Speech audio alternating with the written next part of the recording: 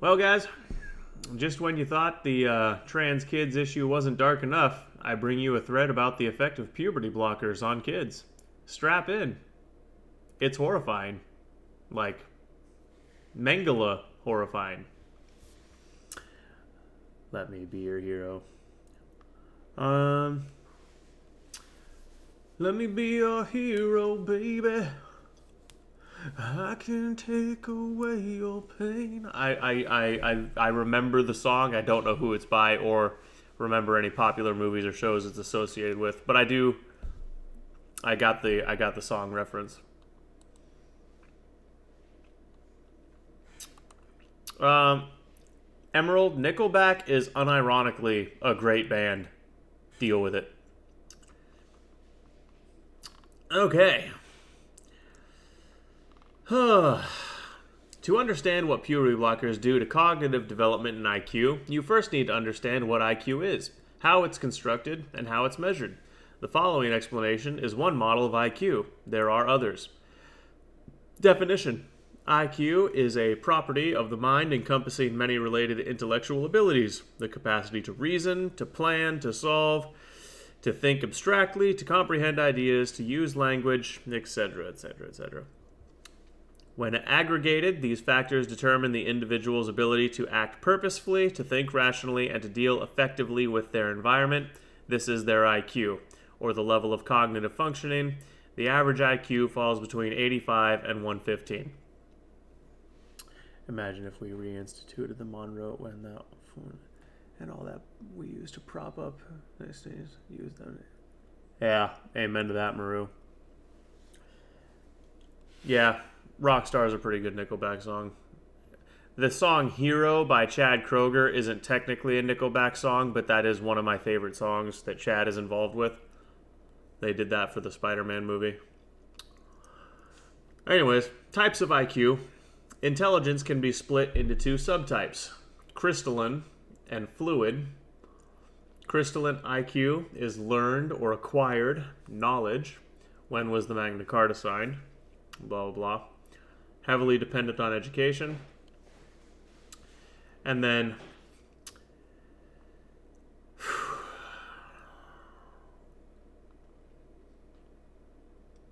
why is fluid summarized as G whatever? Fluid IQ remains stable and or increases over time as knowledge is gained. Fluid IQ is related to novel problem solving, how to put up an IKEA wardrobe, how to plan, blah, blah, blah, blah, blah, blah, blah, blah. Because fluid IQ measures novel problem solving, it is largely independent of education attainment. IQ is measured using the three Wechsler scales. Young children, and then it goes through. Okay. So now getting to the meat of the thread. Impact of puberty blockers. Puberty blockers are given when the brain is maturing through the creation of neural connections and the laying down of fatty tissue, myelination. Puberty blockers interrupt this process. Big surprise. The following tables show the cognitive decline in a Brazilian child over 3 years on Luprin. You know, the chemical sterilization drug.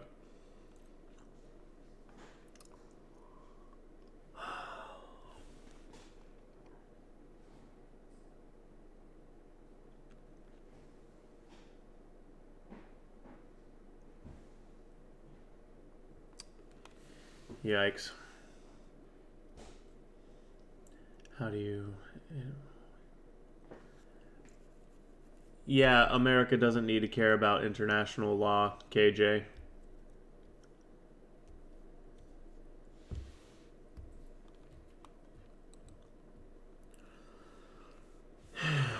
Okay. Her FSIQ fell from 80 to 70, from low average to borderline learning disability. Performance also fell on every index score. This is unprecedented. It is really not unprecedented. There's industrial chemicals that will do the same thing through long-term exposure. It is really important to know that IQ is very stable, generally. It does not change significantly over the lifespan.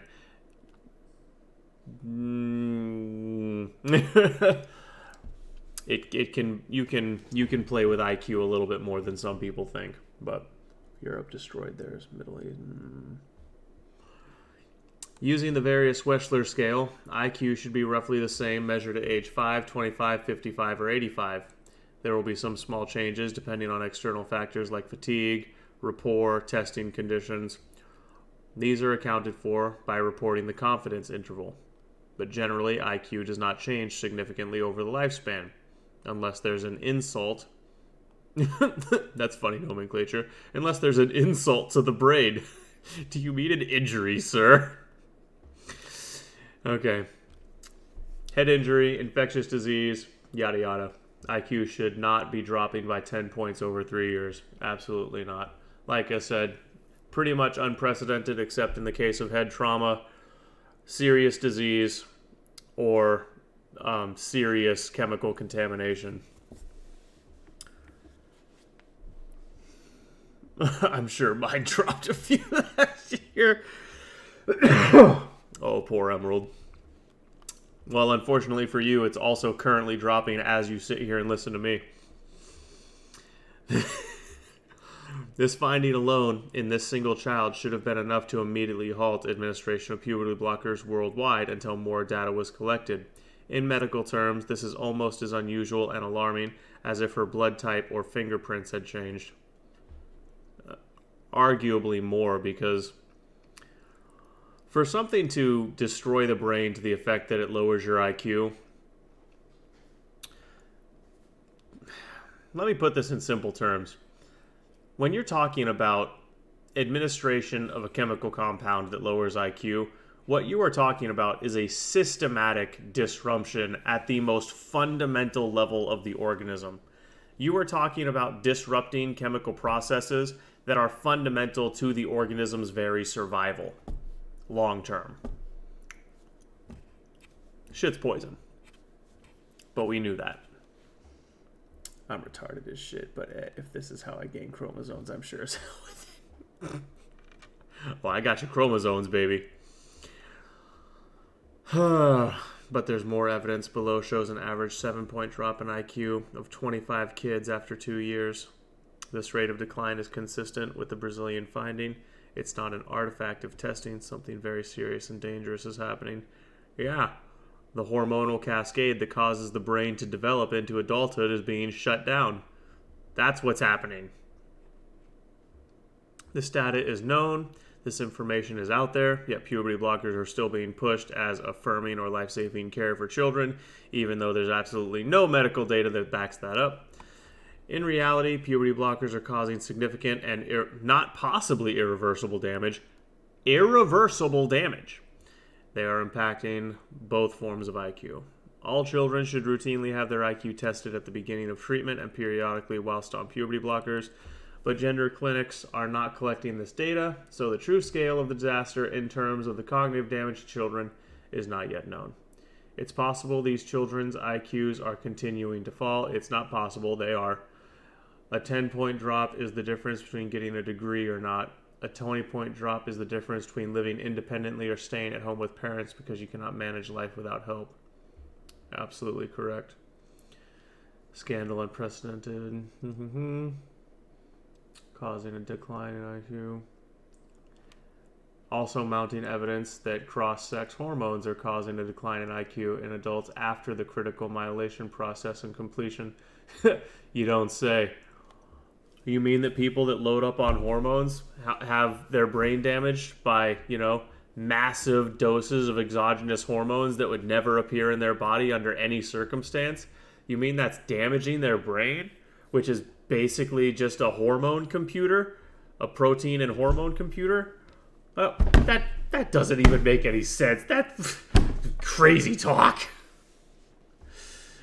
Just a random ass question, but opinion on vasectomies.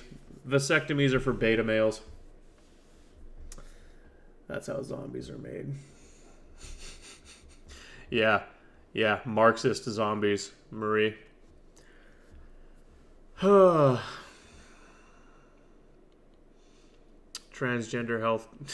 healthcare for children is a crime against humanity. Amen. do not have a role for a 4-year-old who starts menstruating. The risk of cognitive impairment is less than the psychological consequences of early puberty. Yep. But they have absolutely no place in treating the psychological dysfunction otherwise. I don't even agree with that. The risk of cognitive impairment is less than the psychological consequences of early puberty. Horseshit. Oh, we lowered her IQ by 20 points, but you know, she would have had a little bit of psychological trauma that she would have gotten over if her parents were halfway competent anyways. Totally worth. No, puberty blockers don't have a place. Keep that shit away from kids. Somehow, shockingly, puberty is now seen as an illness which must be blocked because the consequences to children. But puberty blockers affect the entire body, not just sexual development. They don't mysteriously and miraculously stop working above the shoulders. Yeah, no shit. And before I get all the usual nonsensical pushback, I am a real psychologist. I do have a DCI in psych. I am not and have never claimed to be a medical doctor. I'm not a crackpot. My views are not outliers. Every clinical psychologist knows the truth of this thread. Yep. I wonder what year did transgenderism, at least as we know it, think of it as... transgenderism as we know it became a thing, I would say at some point in the early part of Obama's administration. Obama's election was really sort of a dropping of the floodgate for a lot of this crap. I wish this shit wasn't happening to kids. Why don't people make it? It should be no more than 21 Emerald. It should be like a no one drug, except for pedophiles. And honestly, fuck chemically castrating them. They should just be burned at the stake. 2011, 2012.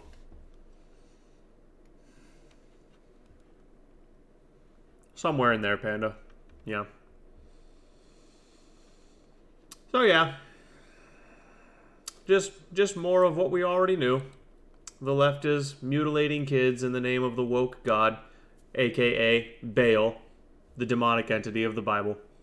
And no, I'm not exaggerating. Yes, I'm being very literal. Woke is just rebanded Baal worship. So,